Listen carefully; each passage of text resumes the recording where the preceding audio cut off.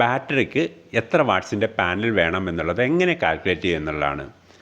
Battery charge ചെയ്യാൻ panel എത്ര വേണമെന്ന് പലർക്കും ഒരു കൺഫ്യൂഷനുണ്ട്. എന്താണ് ഈ കൺഫ്യൂഷൻ്റെ കാരണം? അതായത് ബാറ്ററി നമ്മൾ AHൽ പറയും, പാനൽ വാട്ട്സിൽ പറയും. അപ്പോൾ ഇവ രണ്ടും കൂടെ കണക്ട് ചെയ്തുകൊണ്ട് എത്ര വേണമെന്ന് കണ്ടെത്താനായിട്ട് പ്രയാസം വരും. ഈ ഒരു പ്രശ്നം പരിഹരിക്കുന്നതിന് എളുപ്പമുള്ളൊരു മാർഗ്ഗം എന്ന് പറയുന്നത് രണ്ടിനെയും ഒരേ മെത്തേഡിലേക്ക് കൊണ്ടുവന്നാൽ മതി. അതായത് രണ്ടും യൂണിറ്റിലേക്ക് കൺവേർട്ട് ചെയ്യുക. ആദ്യം നമുക്ക് ഒരു ബാറ്ററീനെ നമുക്ക് യൂണിറ്റിലേക്ക് കൺവേർട്ട് ചെയ്യാം. ഒരു ബാറ്ററിയിൽ എത്ര യൂണിറ്റ് സ്റ്റോറേജ് കൊള്ളും എന്നുള്ളത് ആദ്യം കണ്ടെത്താം.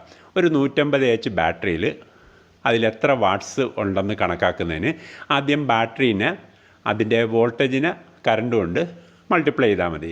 150 ബാറ്ററി 12 വോൾട്ട് എന്ന് പറയുന്നത് 1800 വാട്ട്സ് നമുക്ക് കിട്ടും. ഈ 1800 വാട്ട്സും നമുക്ക് മുഴുവനായിട്ടും ബാറ്ററിയിൽ നിന്ന് കിട്ടില്ല. ബാറ്ററിക്ക് 80% എഫിഷ്യൻസിയേ ഉള്ളൂ. അപ്പോൾ നമ്മൾ എന്ത്